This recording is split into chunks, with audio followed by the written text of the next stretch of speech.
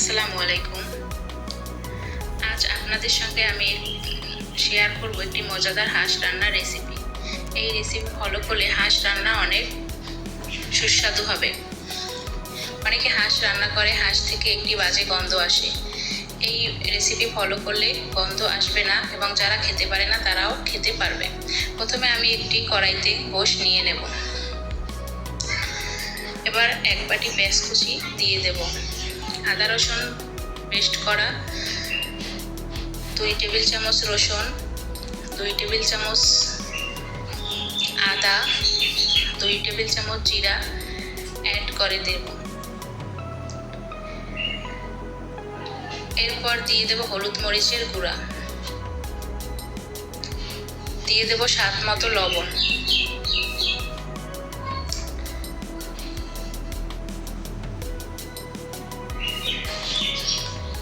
দিয়ে দেব গরম মশলা, ঝাল, এলাচ, লং। এ পর্যায়ে দিয়ে দেব তেল। তেলের পরিমাণটা একটু কম দেব কারণ হাঁসে অনেক তেল বের হয়। এবার সুন্দর মতো মাখিয়ে নেব।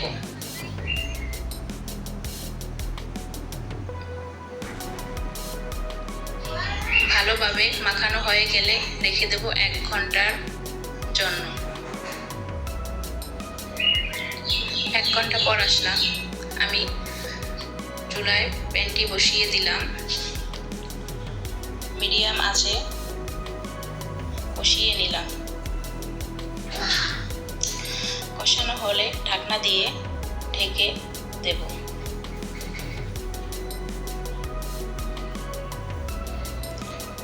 ঢাকনা উঠিয়ে ভালোভাবে নেড়ে চেড়ে দেব যাতে মশলা ভালোভাবে মিশ হয়।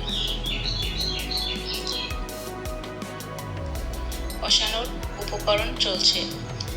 বারবার ঢাকনা উঠিয়ে কষিয়ে দিতে হবে, না কষালে উপরে তেল উঠে যাবে, মশলা নিচে জমে যাবে।